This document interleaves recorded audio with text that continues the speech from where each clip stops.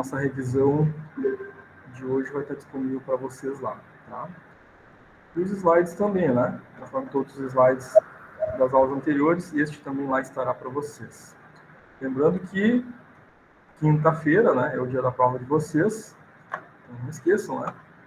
Venham fazer a prova, vale 10 pontos. Fala, Tainá. Desculpa te interromper, mas o teu áudio assim tá muito baixinho, tá ruim. O áudio tá baixinho? É, tá estranho. Deixa eu chegar o microfone um pouquinho mais perto da boca aqui, melhorou? Um pouquinho. Um pouquinho? Tá, tentei chegar mais próximo aqui. Com controle de volume, deixa eu ver. Eu sei que os volumes estão no máximo aqui. Como é que tá aí pra ti? Ah, agora melhorou. Melhorou? Ah, agora que ficou bom. Então vamos lá.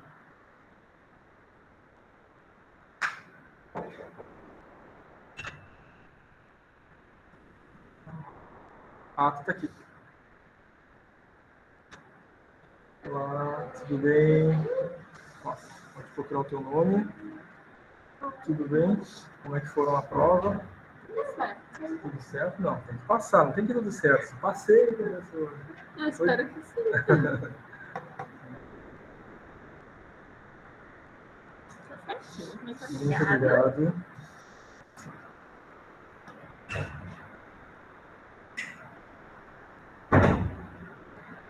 É isso aí.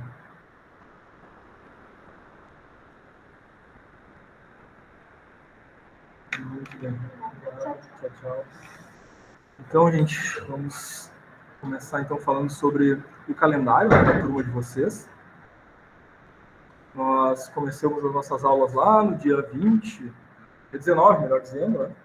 E essas duas primeiras aulas dessa disciplina de vocês, dia 1, né? Dia 1 não, aula 1, né? Dia 19 do 10 e aula 2, dia 21 do 10. Nós tivemos aí, correspondente a esse primeiro conteúdo, uma avaliativa, né, que abriu dia 19 e fechou lá no dia 4 de novembro, valendo 1 ponto, tá? Depois, na segunda semana, dia 26, nós tivemos aula 3, uma terça-feira. Depois, na quinta-feira, 28/10, a aula 4. Então, nós tivemos essa avaliativa 2, correspondente a esse conteúdo. Essa avaliativa abriu no dia 26, fechou agora há pouco, né? Dia 11, tá? Valia mais 1 pontinho. Na semana 3, vocês tiveram aula 5 e aula 6, tá? Terça e quinta-feira. Neste caso, tivemos uma avaliativa 3 correspondente a esse conteúdo, também ali no prazo do dia 26 até o dia 11, né? Valendo também 1 pontinho e que já fechou também, né? Então, foram 3 pontos de avaliativas que fecharam. Na semana passada, terça e quinta-feira, a gente teve aula 7 e aula 8. A avaliativa 4, correspondente a esse conteúdo da aula 7 e 8, abriu no dia 2 de novembro. E fica aberta até o dia 18, ao meio-dia. Então, dia 18, depois do meio-dia, já não tem mais como ser feito, tá? Então, tem um pontinho ainda em disputa, né? Tá aberto. As 4 avaliativas, então, vão dar 4 pontos. Na N1, nós ainda temos o trabalho disciplinar, tá? A entrega dele era lá no dia 13, 6 pontos. Já foram corrigidos os trabalhos entregues, né? Devolvido com nota, tá? Hoje, nós temos a nossa revisão, então. E na quinta-feira, 18/11, a prova de vocês, que é presencial aqui na escola, tá? E vamos ter uma ata, né, para vocês assinarem. Então tem que vir fazer a prova e assinar a ata, tá? Não vai ter nenhuma transmissão ao vivo, não vai ser publicado nenhum código no Classroom, tem que vir na escola, e aí vocês vão receber o código e vão assinar a ata, né, após a realização da prova, tá, gente? Relembrando, então, que essa disciplina, né, que se encerra agora com a prova, vocês já vêm presencialmente para fazer a prova, depois, já na outra semana, quando inicia a próxima disciplina, a gente já tem que estar, né, presencialmente na escola, segundo o decreto, né, do nosso governador, tá? Carlos perguntando se pode trazer o Note. Pode, Carlos. Qualquer dispositivo, tá? Celular, Note, tablet, tudo que vocês estão acostumados a utilizar aí para fazer as avaliativas de vocês, tá? Não esqueçam também de trazer, quem gosta de imprimir apostila, né? traz a sua apostila, as suas anotações no caderno, enfim, o seu material, tá, de estudo, certo? Sem problema nenhum para fazer a sua prova, tá? Professor, desculpa interromper. O senhor está me ouvindo? Sim, pode falar. Eu sei que o senhor falou em quase todas as aulas aí sobre o trabalho disciplinar, mas na minha cabeça eu tinha colocado que a entrega era dia 18, para entregar, não sei de onde que eu tirei isso. Automaticamente, a princípio, eu estaria em recuperação ou não? Depende da soma. A média é N1 mais N2 dividido por 2. Então, depende de quanto é que tu vai ficar na soma das notas, né? Ainda tem a prova para fazer, né? Então, não tem como saber se você estaria automaticamente em recuperação ou não sem fazer a prova. Tem que fazer a prova primeiro, tá? A prova acontece de 8 a 19 horas aqui na escola, tá? O trabalho disciplinar, mesmo se eu entregar agora com valendo menos ponto, seria viável ou não? Tu pode entregar agora, senão vai valer a mesma pontuação para os demais, né? E se tu precisar de alguma nota, eu posso considerar a entrega. Se precisar de meio ponto, 1 ponto.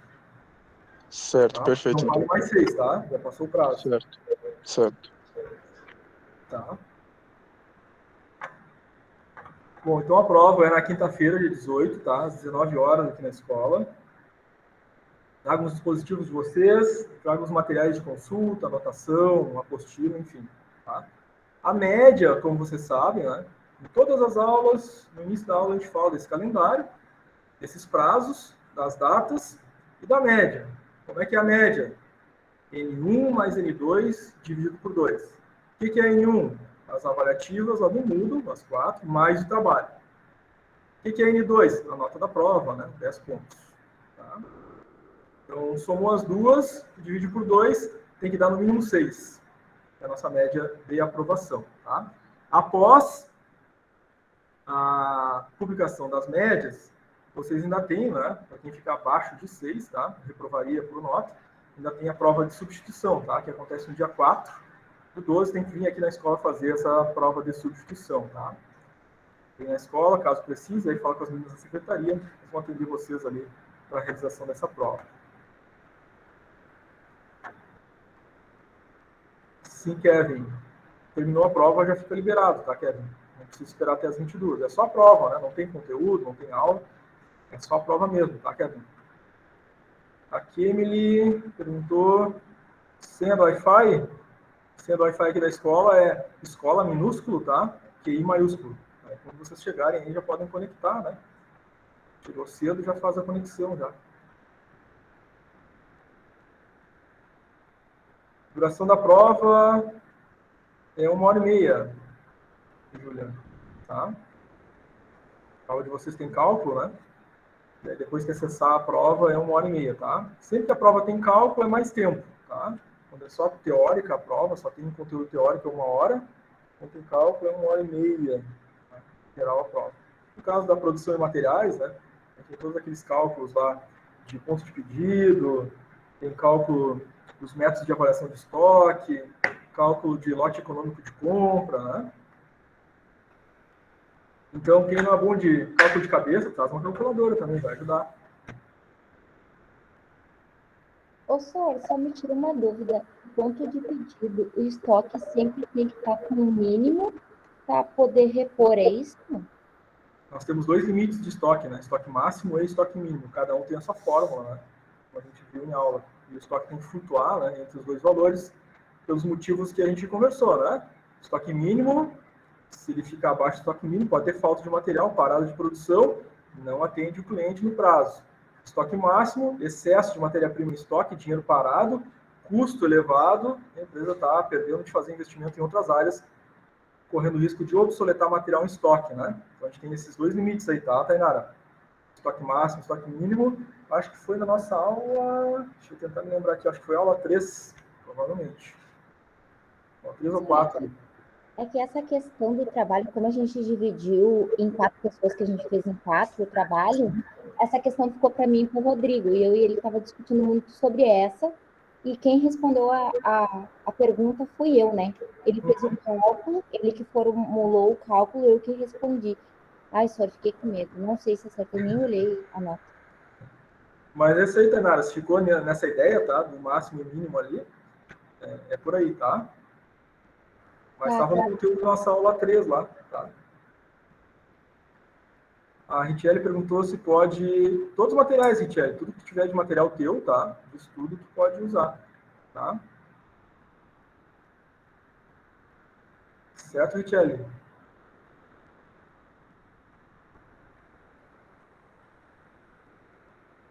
Muito bem. Sobre o calendário, alguém mais quer fazer alguma pergunta? Não? Olá, boa noite. Vai fazer a prova de OSM? Tá. Pode escolher um lugar para ti. O ingresso mais para trás lá é mais barato, né?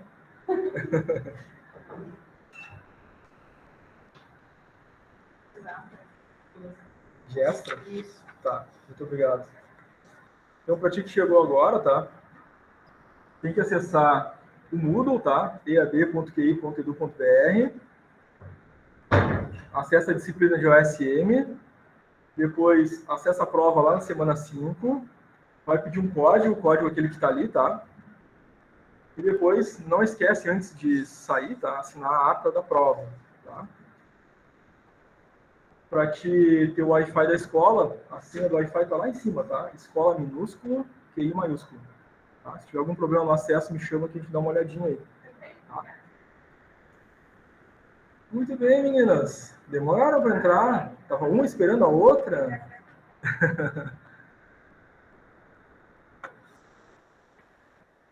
Ficam batendo os carros por aí, né? Dá uns acidentes. Que loucura.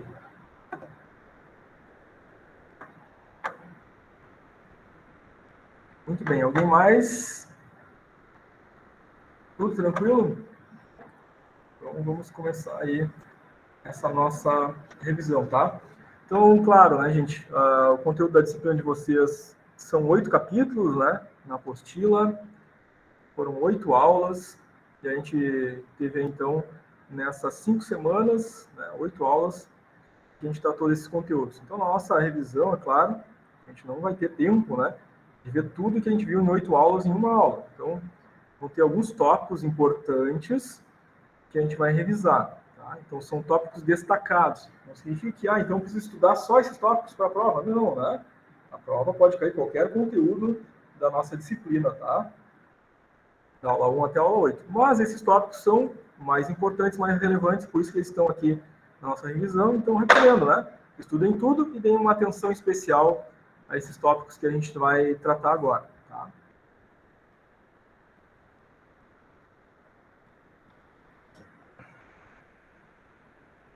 Então, uma das coisas muito importantes que a gente viu durante as nossas aulas, além de administração da produção, né?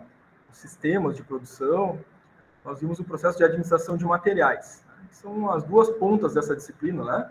A administração de produção e de materiais.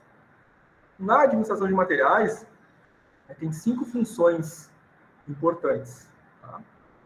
Estão numeradas ali. Da 1 a 5. Claro que tudo começa com a programação de materiais, onde a gente vai prever, então, diante os pedidos recebidos pela empresa, quais são os materiais necessários para realizar a produção daqueles produtos, tá? Produto A, B e C, por exemplo. Quais são os materiais para realizar a produção desses 3 produtos que estão sob demanda? Recebemos pedidos da empresa. Então, a programação de materiais prevê isso, né? Os materiais necessários, né?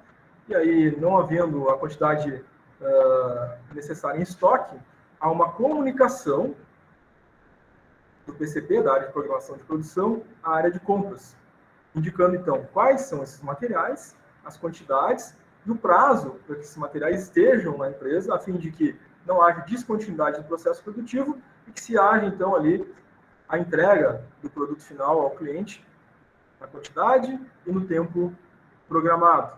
Então, destaco aí na nossa revisão, tá? Que esse segundo passo é bem relevante. Então, hashtag fica a dica, né? Compras é o passo 2. E ali uma comunicação, então, para comprar matéria-prima. Essa comunicação a gente chama de ordem de compra. Entre várias comunicações que a gente viu em documentos, né? Ordem de produção, ordem de montagem, ordem de serviço, uma delas é a ordem de compra que acontece nessa fase 2, tá? Da função da administração de materiais. Fica bem destacado aí. Claro que todas as fases são importantes. A terceira fase, depois do compras, então vem o armazenamento e conservação. Claro, né? Tem que fazer o follow... Opa! Isso, sou eu mesmo, prazer. Prova de OSM? Já fez ou vai fazer? Já fez? Então, procura teu nome. Assina para nós, por gentileza. Como é que foi a prova? Foi tranquilo? Fácil? Tirou 10? Ah, não, eu quero 10, né? Eu gosto de 10. Pessoal, tudo aqui está fazendo prova. Tudo fazendo prova. Não faz as letrinhas das respostas para eles aqui, senão eu vou ver.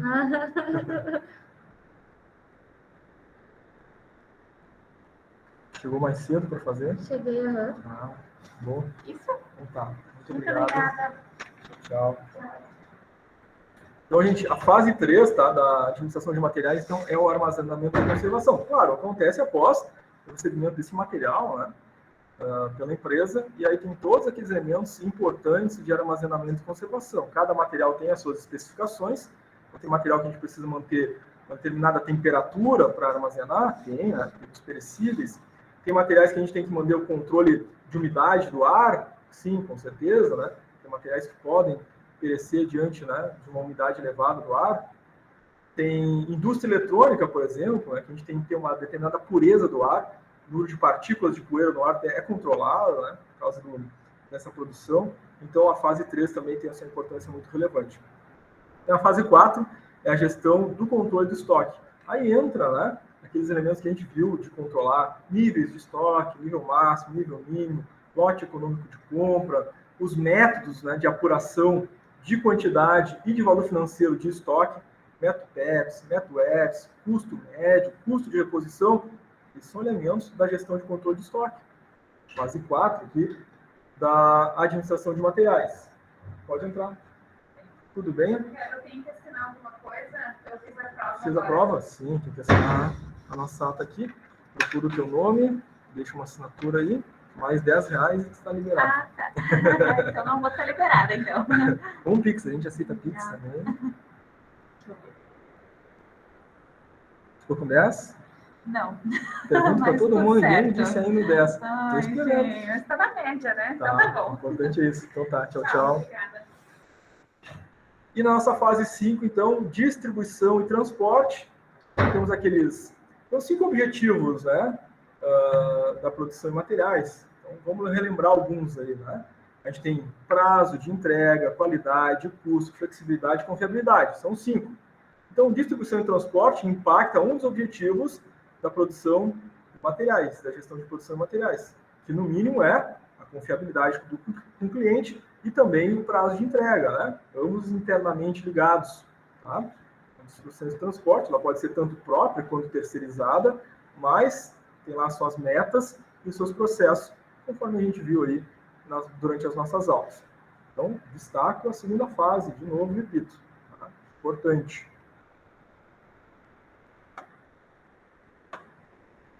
Também, durante as nossas aulas, a gente viu os sistemas de produção de acordo com as entradas, né? A gente viu que a produção de materiais se liga especialmente lá à teoria de sistemas, que a gente viu numa disciplina de primeiro ciclo, TGA, né? Teoria Geral da Administração. Entre as teorias, a gente viu lá a teoria clássica, a teoria científica, a teoria das relações humanas, teoria comportamental, a administração japonesa, teoria das contingências e teoria de sistemas.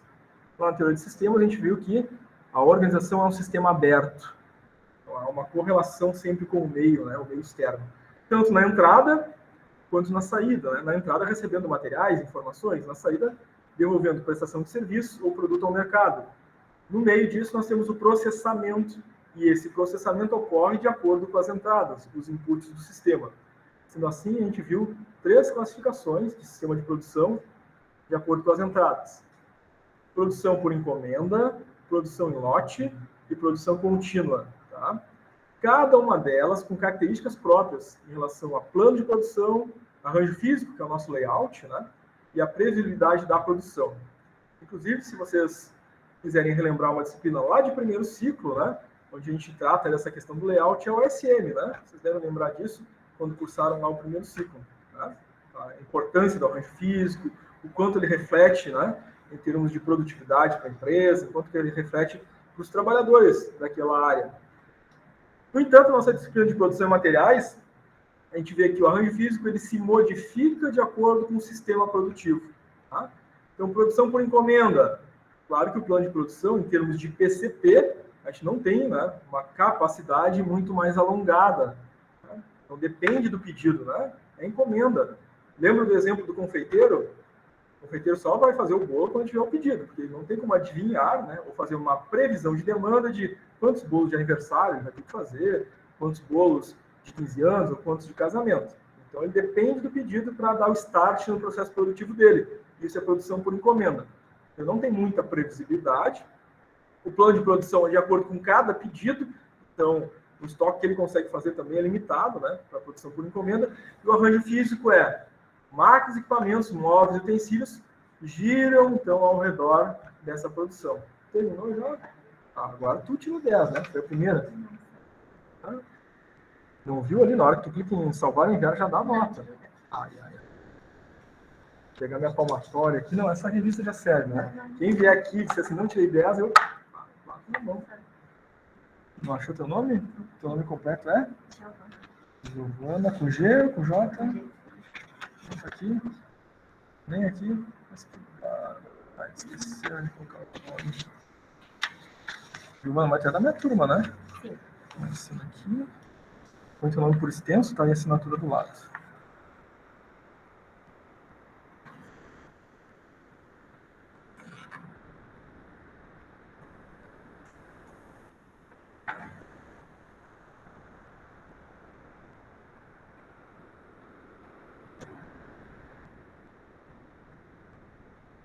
Alguma coisa aqui. Tá. Certinho. Muito obrigado, Giovana.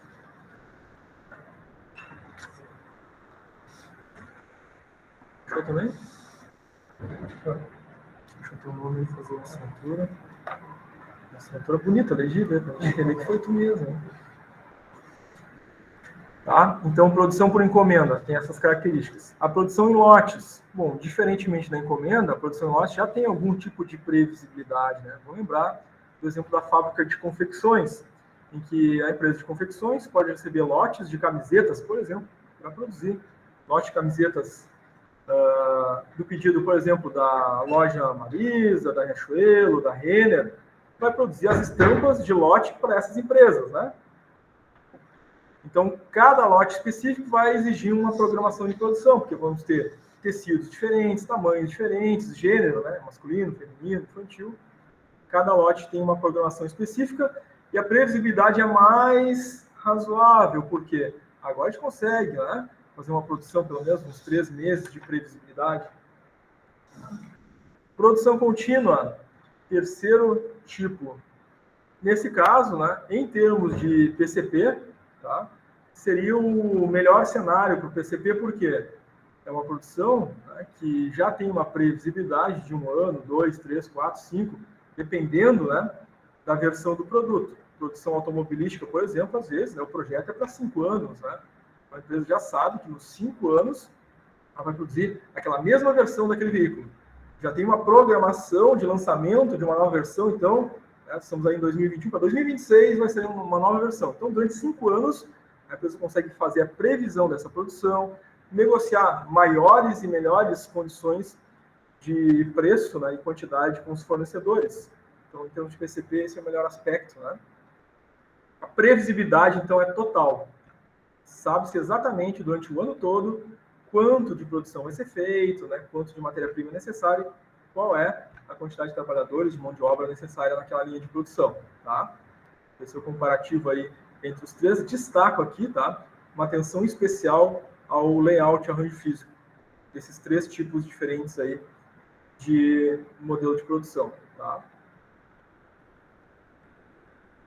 Tranquilo até aqui, gente? Alguma pergunta? Certo? Tranquilo. Ok, Renata. Bom, ainda adiante, né, dos 3 tipos de sistema de produção, a gente tem que ter uma atenção especial à seguinte informação. Cada sistema de produção tem característica distinta no arranjo físico. Tá? É específico para cada tipo, inclusive em relação à gestão dos materiais. A quantidade de materiais, a programação de compra desses materiais depende do tipo de sistema. Tá? Como assim? Relembrando, por encomenda depende do pedido, não consegue fazer antecipado. Então as compras são para curto prazo, em pouca quantidade, e em geral as negociações de preços, né, acabam sendo maiores, pela quantidade, né, reduzida de compra. Na produção em lote isso melhora, tem um reflexo maior e melhor. Tudo certo, já estou fazendo a prova aí. Tá?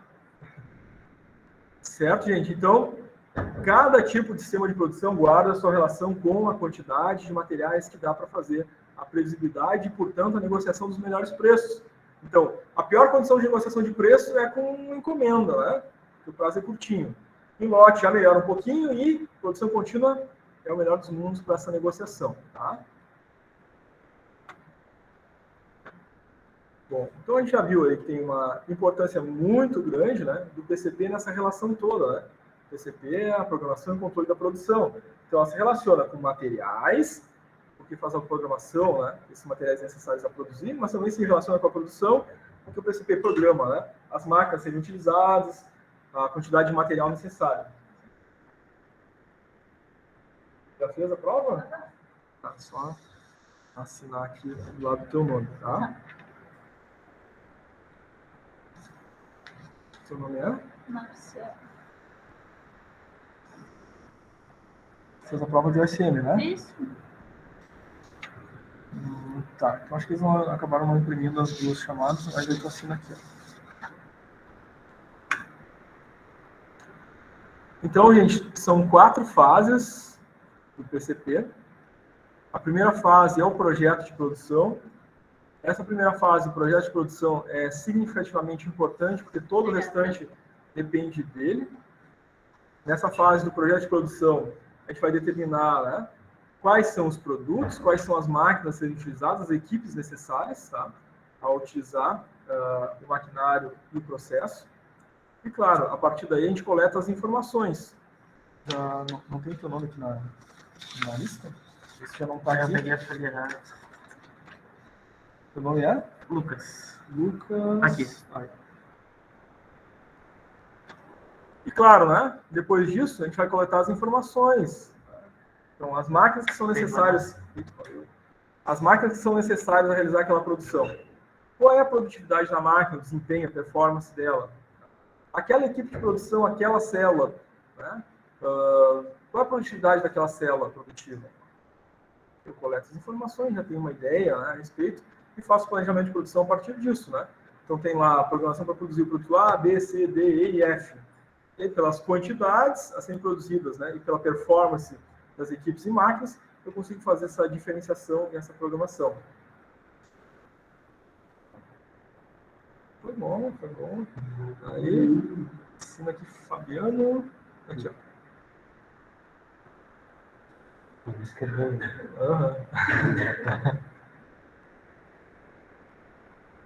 Depois do planejamento vem então o controle, tá, da produção. Está sendo atingidas as metas, né, de produtividade, de qualidade.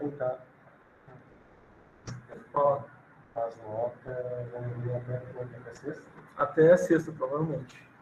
Tá? Até semana que vem. Não, vou olhar para o segundo ciclo. No segundo ciclo? Então tá, igual vai estar semana que vem, né? É.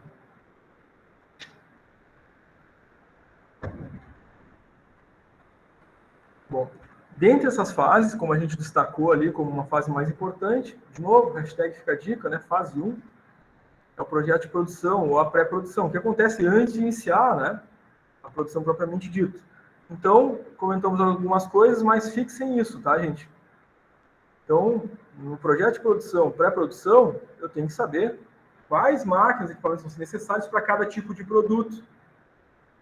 E, eventualmente, a mesma máquina vai ser utilizada, né, para diferentes produtos.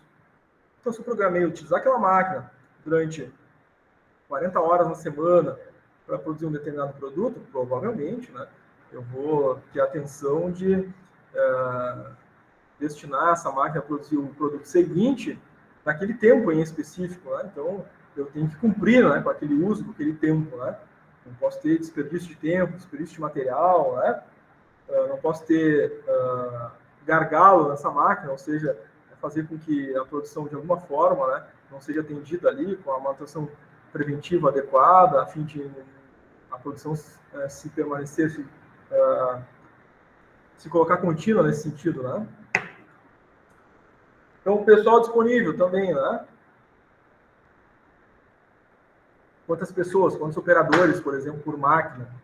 São 3 turnos, né? Operadores necessários ali a realizar a ocupação, né, dessa máquina, desses turnos de trabalho. Claro, né, os materiais necessários. Então, vai ali uma ordem de produção, vai uma ordem de materiais, né, uma ordem de montagem, nesse caso. Tá? É a fase 1 do projeto de produção. Tem gente anotando aí, vou dar um minutinho para anotar.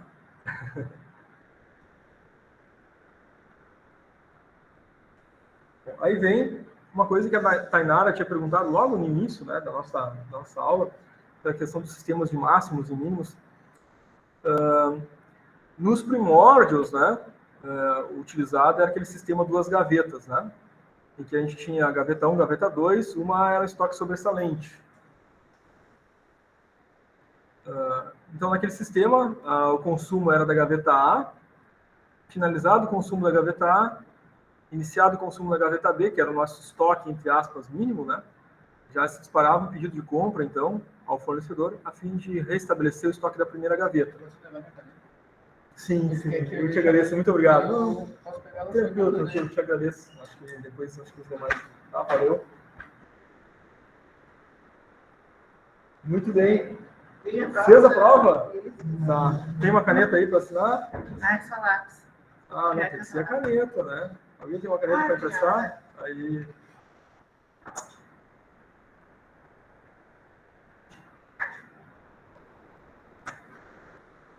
Então, acha o teu nome aqui. E assim, tá, por favor. Então, a gente viu, né? Esse sistema de 2 gavetas. E esse sistema de 2 gavetas, lá, né, antigamente, fisicamente no estoque, depois, né, foi levado para o sistema, né, naquela lógica do sistema de máximos e mínimos, em que, claro, a gente precisa calcular os estoques e automaticamente programar esses valores máximos e mínimos no sistema da empresa. Mais gente para assinar? Pode entrar. Tchau, tchau. O nome não está nessa... Ah, tá aí? Tá. Achei que estava na outra folha. Já fez a prova também? Tudo certo. Sucesso garantido. Então tá, isso aí. Nome. Agora a tua caneta ficou por aqui, né?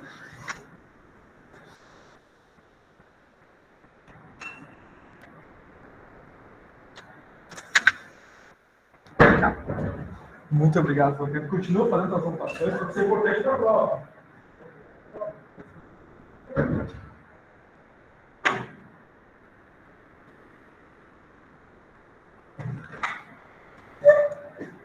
Tem caneta? Ai, meu Deus. Era digital, ninguém anda com caneta, né? Dê seu nome assim, por favor. Vamos. Semana que vem tamanho de novo, né, Thomas? Bem forte. Toda segunda, das 19 às 22. Vai tentar. Então, sistemas máximos e mínimos. Aí a gente viu, então, que esse estoque, tá, ele tem que flutuar dentre esses dois valores, tanto máximo quanto mínimo. Justamente porque, né, abaixo do estoque mínimo, a gente corre alguns riscos, tá? Se atrasar alguma entrega de matéria-prima, né, se algum fornecedor descontinuar, né, se der algum problema de produção, esse estoque mínimo garante que pelo menos tenha uma quantidade mínima para cobrir essas situações. Mas se ficar abaixo do estoque mínimo, houve o risco, né, do fornecedor me entregar esse material e eu já ter, né, terminado aquilo que eu tinha em estoque e a produção vai parar. Então, tem que garantir, né, um bom cálculo de estoque mínimo para que não hajam, então, faltas de materiais e descontinuidade, tá, desse material em estoque. É claro que a lógica é contrária, né, com relação ao estoque máximo. Calculado o estoque máximo, existe um limite, né, máximo aí de material em estoque, que faz com que eu tenha os materiais necessários sem ultrapassar, né, necessariamente valores que eu poderia estar utilizando no investimento em outras áreas da empresa, que estão ali alocados em material que daqui a pouco está parado em estoque. Né? E pode, inclusive, correr o risco de obsolescência. Então, né, entrar em desuso, né, ter aquela versão superada, por exemplo, ou passar o vencimento, né, daquele material. Então, passou da quantidade máxima, eu passo a correr outros riscos, né, de perda de material em estoque, né, por quantidade excessiva, ou valor financeiro, né, imobilizado no estoque, não posso utilizar em outras coisas, está lá em forma de material. Tá? Então, essa importância aí do estoque máximo e do estoque mínimo. A fórmula, tá, do estoque mínimo, também chamado de estoque de segurança, ele pode ser, então, simbolizado, né, pelo EMIN ou ES. EMIN, estoque mínimo, ES, estoque de segurança, eles são a mesma coisa, tá? Um é sinônimo do outro. Estoque mínimo e estoque de segurança é a mesma coisa. Estoque de segurança é o consumo médio vezes fator K. Tá? O consumo médio a gente calcula, né? Tem lá o material que é consumido todos os meses, né? Faço a média de consumo dele, então tem que apurar isso no meu estoque, fazer a média de todos os materiais. Tá? E o fator K? Esse fator K ele é atribuído pela empresa, geralmente quem faz isso, né, é a gestão de materiais, o gestor logístico, o gestor, né, de gestão lá da área de material, de estoque. Tá? Esse fator K é determinado pela empresa. A empresa, então, pode ser por tipo de material, cada material tem um fator independente, ou pode ser por grupos, né, de materiais. Tá? Tem o mesmo fator para diferentes grupos de materiais. Vai ser determinado pela empresa, cada empresa vai ter o seu fator K. No nosso caso aqui, durante as aulas, a gente usou um fator K, né, fixo, tá? Mas o importante aqui é saber que na empresa, na vida real lá, esse fator é determinado, tá, pelo gestor. Então, nos nossos exercícios, atividades avaliativas e na prova, o fator K vai ser dado no enunciado do exercício, tá? Senão não tem como calcular, né, o estoque de segurança, tá? Então, o estoque máximo, né, como a gente viu, é o máximo desejável, tá? A fim de que, não ultrapassando desse máximo desejável, a gente não incorra, né, naqueles problemas ali de dinheiro para o estoque ou de obsolescência, por exemplo. Né? Se a gente utilizar o exemplo de materiais perecíveis, né, a gente pode ter, inclusive, né, ultrapassando o valor máximo, né, e não tendo a saída de vendas esperada, né, a gente pode ter esses materiais perecíveis estragando o estoque. Né? Por isso tem esse cálculo de estoque máximo também. Tá? A fórmula do estoque máximo, consumo médio mais o estoque de segurança. Então, nos nossos cálculos, né, exercícios de aula, alguns exercícios já estavam lá no enunciado, né? O estoque de segurança é tanto, o consumo médio é tanto, era só somar os dois e dar o estoque máximo. Mas, eu posso, eventualmente, ter que calcular primeiro o estoque de segurança para depois chegar no estoque máximo. Consumo médio, como a gente sabe, né, é a média do consumo dos meses. O estoque de segurança, então, vai ser o consumo médio mais, ou melhor dizendo, vezes o fator K. Tá? Então, essas duas formas de chegar, né? Estoque de segurança, estoque mínimo e fórmula de estoque máximo. Se não me engano, isso aí foi na semana 2, né? Então, tivemos exercícios lá na semana 2. Se quiser dar uma relembradinha, né? Os exercícios estão disponíveis lá para vocês no Classroom. Tempo de reposição foi um outro conceito importante que a gente viu.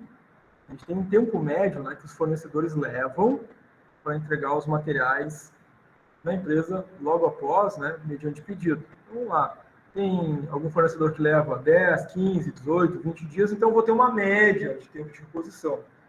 E o tempo de reposição é esse tempo, né, que decorre entre o pedido e até a chegada do material à empresa. E é muito importante para o cálculo do ponto de pedido, que é um outro conceito, né? Ponto de pedido é um valor lá que meu estoque chegou em quantidade e diz assim, olha, chegou nessa quantidade, ponto de pedido, é hora de pedir reposição ao fornecedor. Dispara uma informação para o setor de compras. E essa fórmula do ponto de pedido usa o tempo de reposição. Tá? Então está aí o ponto de pedido, que é a quantidade de nível do estoque, chegando naquela quantidade, diz assim, olha, compra mais, para não correr o risco de faltar material. Não é o número que tem que comprar, né? O ponto de pedido é o nível, né? Chegou naquele valor ali, opa, agora tem que comprar mais. Tá? Então, é só um indicativo, tá? Para fazer a compra. O ponto de pedido vai ser o nosso consumo médio, vezes o tempo de reposição, mais o estoque de segurança. Então, precisamos dessas informações, né? No enunciado. Qual vai ser o meu consumo médio, o tempo que o fornecedor leva e o estoque de segurança para poder fazer esse cálculo. Claro que tem uma lógica aqui, primeiro faz a multiplicação, consumo médio vezes tempo de reposição, para depois somar o estoque de segurança. Não podemos fazer, né? Diferente. Porque se eu somar primeiro, né, o estoque de segurança com o tempo de reposição, para depois multiplicar, já vai dar um valor equivocado nesse sentido, tá? Até aqui, gente, como é que tá? Tranquilo? Dúvidas, perguntas? Tá fazendo sentido?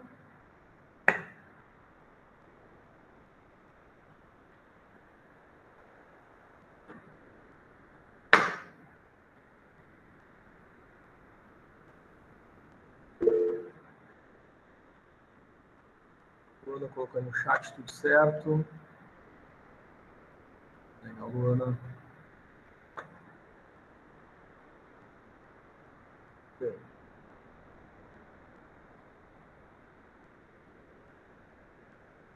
Então vamos a um exemplo, né, de cálculo de ponto de pedido. Bom, aqui já é a terceira forma que a gente está vendo, né? Temos a forma aí do estoque de segurança, temos a forma do estoque máximo, significa que pode ter cálculo com essas fórmulas aí na prova, né? E agora uma de ponto de pedido também, né? Pode ter cálculo aí de ponto de pedido na nossa prova, tá? Tudo bem? Veio fazer a prova? Já fez ou vai fazer? Vai fazer? Tá. Então pode escolher um lugar para ti. Tá ali, acessar o Moodle, tá? ead.qi.edu.br, essa disciplina de OSM. Lá na semana 5 vai estar a prova, clica nela, insere aquele código ali, tá? Para acessar a prova. Depois de acessar a prova, tem 1 hora para fazer ela. Tá? E aí depois o sistema encerra, certo? De acessar o Wi-Fi da escola, assim, o Wi-Fi está lá em cima, tá? Escola minúsculo, QI maiúsculo. Tá? Terminou a prova, não esquece de assinar a ata antes de sair, tá? Muito bem. Então, ponto de pedido. Pode cair esse cálculo na prova de vocês, quinta-feira? Então, muita atenção, né? Aqui, um exemplo bem simples. Tem ali os 3 elementos da fórmula, né? Diretamente, tá? Então, a gente tem ali um consumo médio de 120 unidades, tem tempo de reposição de 24 dias e um estoque de segurança de 60 unidades. Tá? Então, simples e tranquilo. Só não posso fazer a sequência de cálculo de uma forma diferente. Tem que seguir a sequência que está ali, né? Primeiro é a multiplicação. Consumo vezes o tempo de reposição. Tá? 120 vezes 24 deu ali 2.880. Depois, soma o estoque de segurança, mais 60. E acha um ponto de pedido ali de 2.940 unidades. Então, esse é o passo a passo. Primeiro a multiplicação, para depois somar o estoque de segurança, tá? Totalmente alguns, né? Depois mandaram e-mail, não achavam ali a resposta, estava dando problema, por quê? Estava somando o estoque de segurança antes de fazer a multiplicação, né? Então, não é assim, né? Primeiro, multiplica para depois somar, tá? E nesse caso, né, a conclusão aqui é 2.940 unidades é a quantidade que eu vou comprar, é o nível de estoque que diz assim, agora é a hora de comprar. É apenas isso, então. Agora é a hora de comprar. Em 2.940 unidades. Não é a quantidade a ser comprada.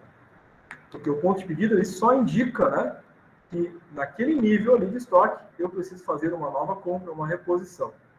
Então, digamos, esse item tinha no estoque lá 10.000. Consumir caiu para 9, consumir caiu para 8, consumir caiu para 5, consumir caiu para 4.000, consumir caiu para 3.000. Então, estou consumindo e está caindo o valor do estoque. Quando é que eu compro? De novo, o ponto de pedido indica isso. Quando chegar em 2.940 unidades, opa, aviso para o setor de compras. Olha, já chegou naquele ponto que a gente precisa comprar mais. O setor de compras lá vai fazer a compra, tá? A quantidade pode ser do lote econômico, né? Da quantidade econômica de compra, e vai continuar consumindo estoque. Tinha 2.940, vai continuar caindo.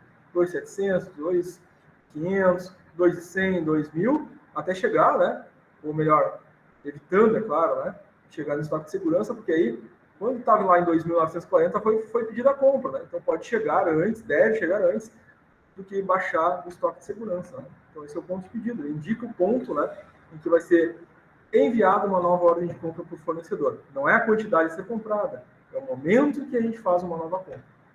Entendido isso, gente? Isso pode fazer, esse entendimento pode fazer a diferença entre acertar ou errar uma questão na prova. Tá? Obrigada, já anotei. Ó, isso aí. Quem anota tem tudo. Com certeza. Eu lembro quando eu era criança. A mãe mandava ir na padaria, eu não anotava, chegava na padaria, até que era a quantidade de pão mesmo para comprar, e tinha que voltar e perguntar, até eu aprender. Né? Estoque é a mesma coisa, né? Estudar também. Verdade, hoje se a gente não estuda, não passa. Bem isso. Depois das todas as tuas anotações, tá, Tainara? Ah, tá certo. Tira um xerox e empresta as tuas anotações pro Rodrigo também, né? Ah, esse daí eu conheço que se ferre. Obrigada. Ele tem uma memória boa, nem precisa de anotação. Bem isso aí. Então tá.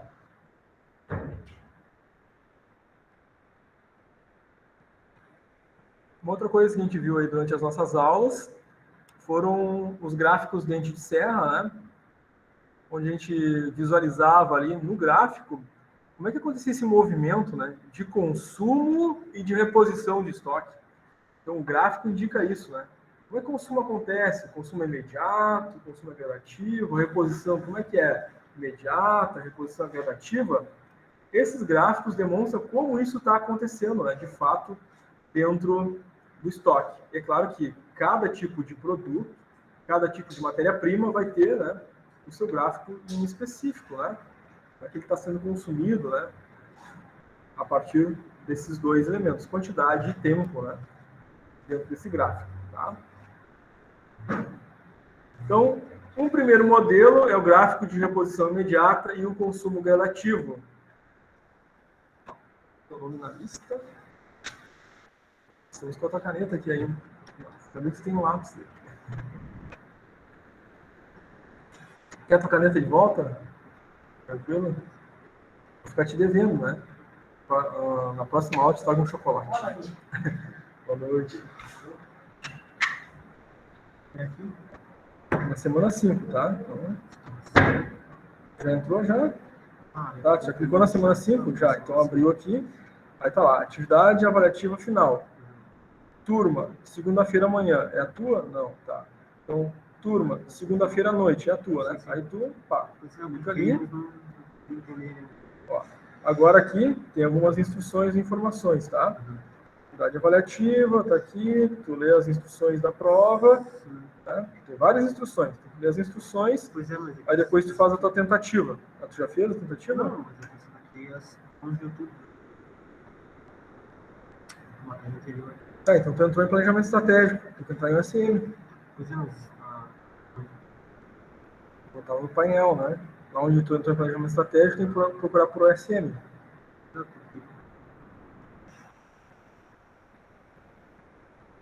E aqui, painel.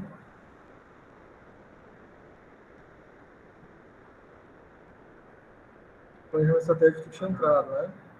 Aí tem lá, aproximando tu já fez, né? Aí cima tá aqui, 10/2021. Aí faz o mesmo passo a passo que tu fez na outra, para achar lá, tá? Semana 5, aí procura aí, vai ter prova de segunda manhã, segunda noite, isso. Entra na segunda noite, aí vai entrar com aquele código ali, tá? Terminou também? Bem, isso aí. Deixa eu ver o chocolate. Depois tu me diz qual que tu gosta.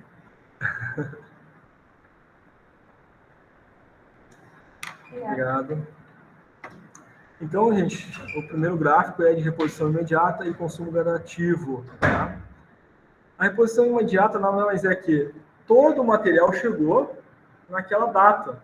Né? Então, o pedido foi reposto de uma única feita, de uma única vez. Né? Então, tá, comprei parafuso de um único fornecedor, ele me entregou naquele dia. Então, eu repus todo o estoque de parafuso que eu comprei de um fornecedor só. naquele dia, o estoque foi para o máximo daquele... Sim. É prova que ela vai fazer? Já fez a prova? Já? Tá, então pode entrar. É que se já fez, assina a ata. Se não fez, aí tem que fazer a prova primeiro. Não fez? Então pode achar um lugarzinho para ti.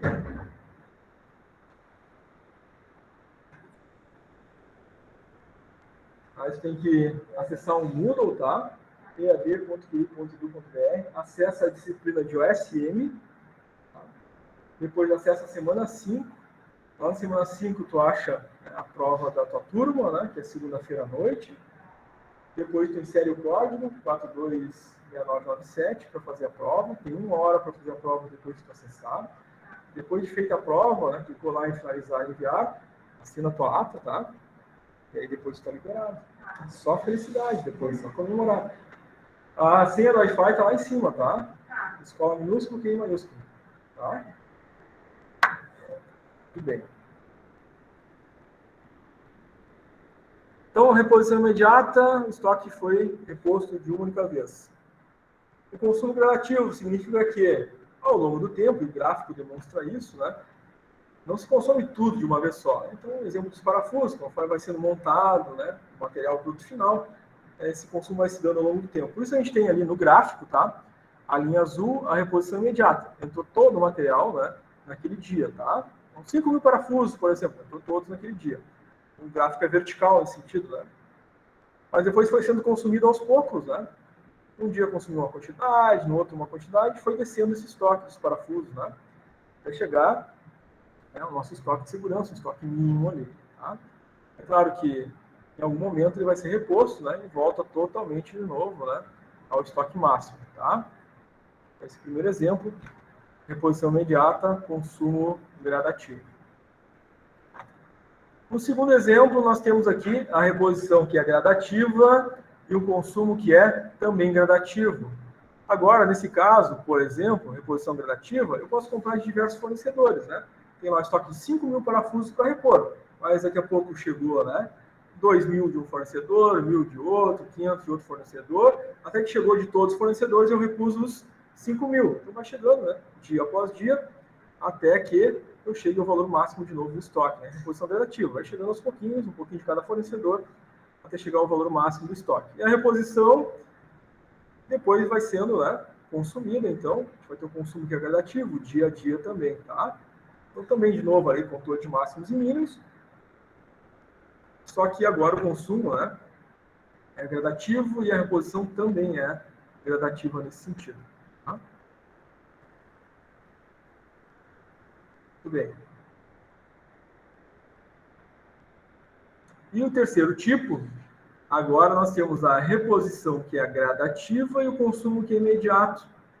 Então, os fornecedores vão entregando os materiais, né, até que, atingido, né, todos os materiais necessários, eu consigo produzir tudo que eu preciso. Isso aqui, por exemplo, poderia ser uma produção por encomenda, né? Chegou o cimento, chegou a argamassa, chegou os tijolos, aí depois chegou tudo isso, eu consigo construir o prédio. Pronto, né? Consigo fazer a minha produção a partir da reposição de todos os materiais necessários para executar o projeto ou aquela produção. Né? Ou confeiteiro, por exemplo, né, para fazer o bolo, produção por encomenda também, né? E todos os materiais, chegou tudo, né, que ele precisava e vai conseguir fazer e entregar o seu produto. Tá? Então, vimos aqui essas três possibilidades. Né? Consumo gradativo, reposição gradativa, consumo imediato, reposição gradativa e consumo gradativo, reposição imediata. Os três tipos.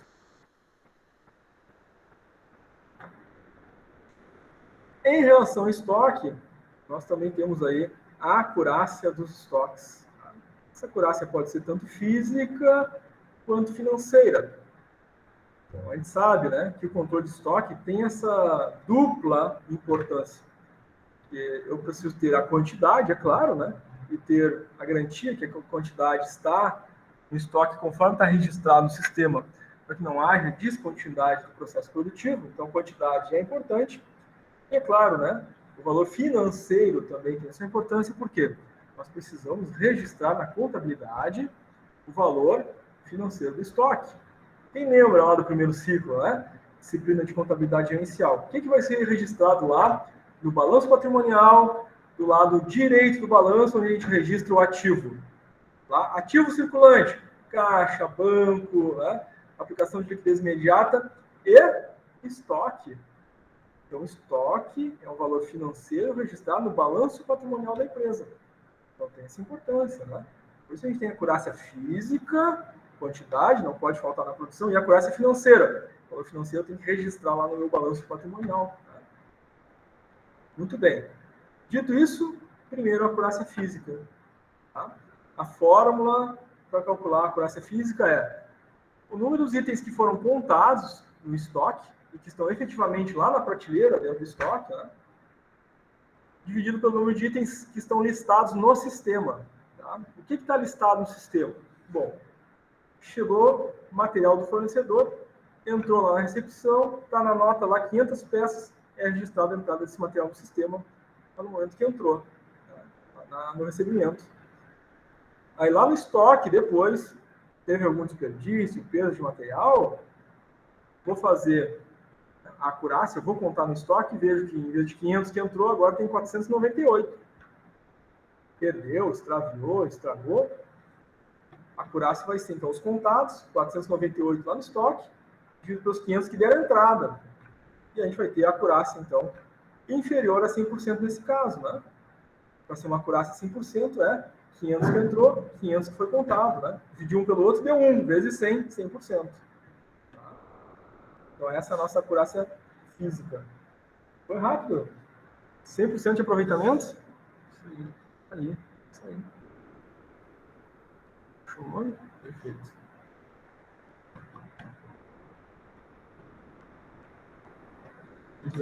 Certo?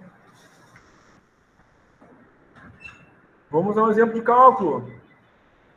Nesse caso aqui, nesse enunciado, fala-se da quantidade de peças que está listada no sistema, a quantidade de peças que está de fato dentro do estoque, tem uma diferença.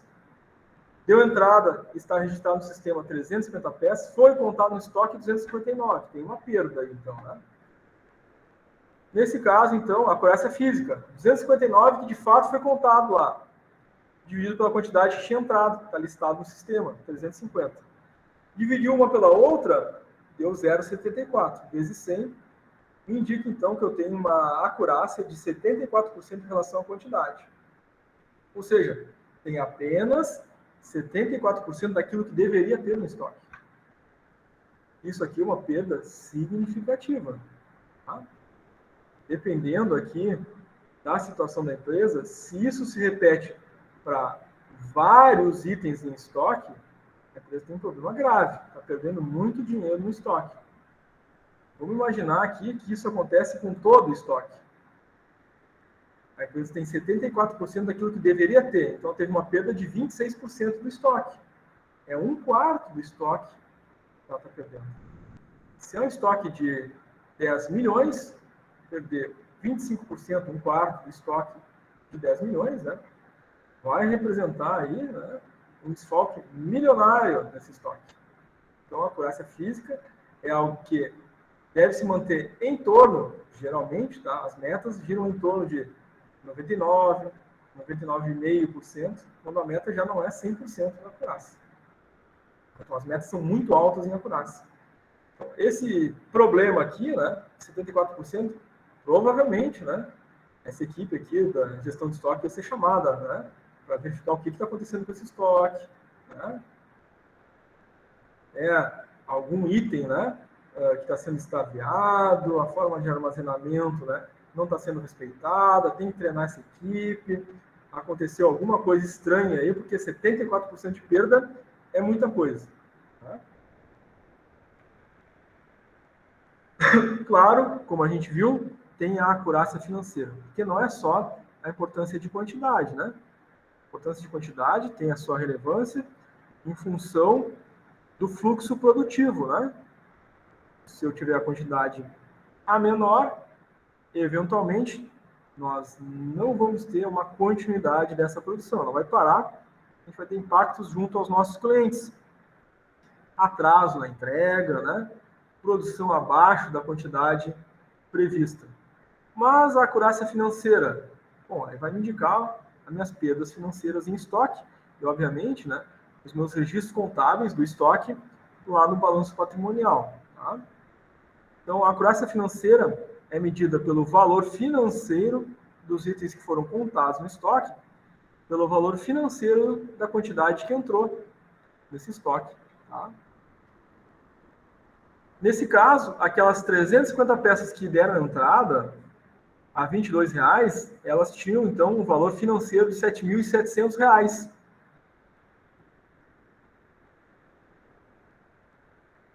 É para fazer?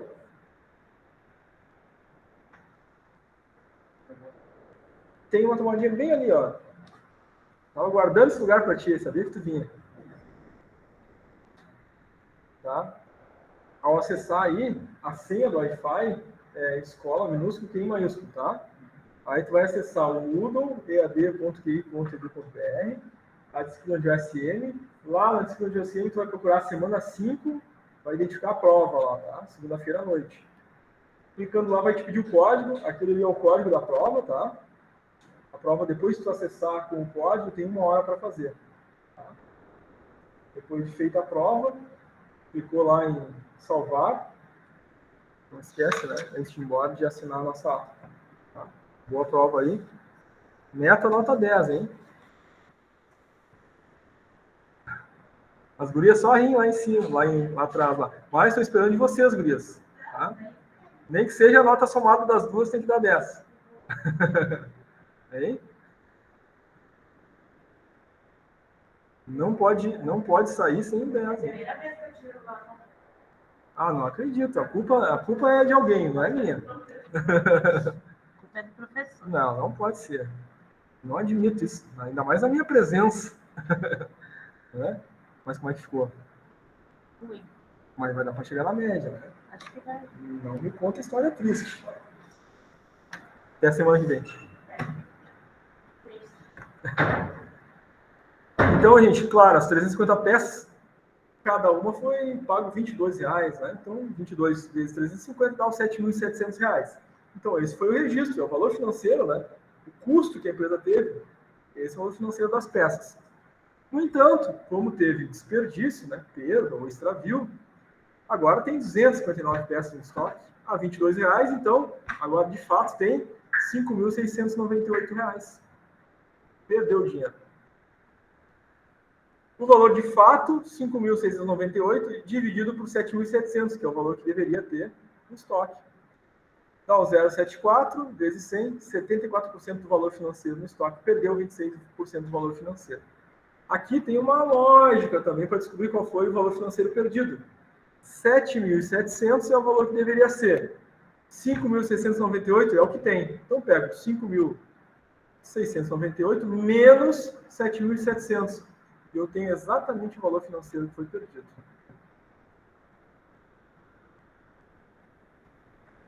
Até aqui, tranquilo, gente? Certo? Tranquilo. Certo. Tudo bem.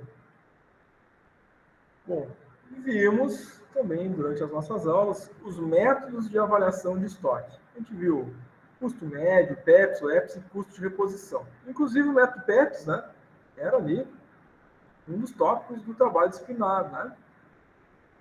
Vamos destacar um em especial, tá? O método custo de reposição. Qualquer um deles pode estar na prova, mas é claro, tá aqui, está dando a dica, né? Um deles pode aparecer na prova, mas em especial, tá? Deem uma atenção, estudem os 4. Deem uma atenção especial para o custo de reposição. Depois não vão dizer, professor, o senhor disse que ia cair só custo de reposição. Não, estou dizendo, estudei todos os 4. Vamos lá. É para fazer ou para assinar? Assinar? Então para assinar é melhor. É? Muito bem. Tirou 10? Tirou 10? Não. Ai. Tá aqui, ó. Põe a mão em cima da mesa e a gente, ó, bate na mão de quem não tirou 10. Então tá. Até semana que vem. Tchau, tchau.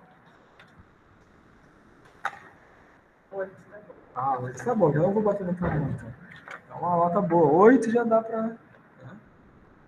Se na próxima disciplina te recupera, é um 10 teu, hein? Tá me devendo. Só vou anotando os nomes. Quem me deve 10? Eu tenho déficit de atenção. Tá falando, tá bom.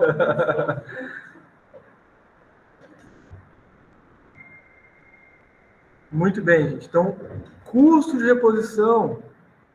Uma atenção especial aí para fazer a prova. A vantagem de vocês que vão fazer a prova na quinta-feira, né? É que vocês não tiveram feriado e não vai ter outra turma, né? Assistindo a aula, né? O pessoal teve feriado na quinta, teve que vir na segunda, melhor dizendo, né? Teve que ir fazer prova hoje. Não teve jeito. Bom, como o custo de reposição reflete no estoque? A gente já viu, tá? Por ter visto a questão da acurácia antes, a gente já viu que tem quantidade e tem valor financeiro. Vocês vão lembrar, né, que nos métodos de reposição de estoque, lá no saldo, sempre tinha isso, né? A quantidade que fechou e o valor financeiro que fechou.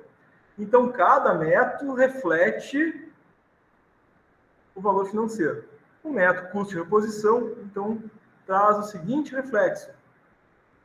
O valor do estoque, nesse método, está sempre atualizado em relação ao mercado. Justamente porque esse método busca atualizar, né, os valores mais recentes, então vai ficar atualizado em relação aos valores de mercado. Anotem na mão, no braço, para olhar no dia da prova. Aqui, né? Antigamente o pessoal fazia isso, né? Mas não precisa, né? Vocês vão poder trazer os materiais de vocês para consultar. Quem está anotando aí, traz essas anotações, né? Vai ajudar bastante, tá?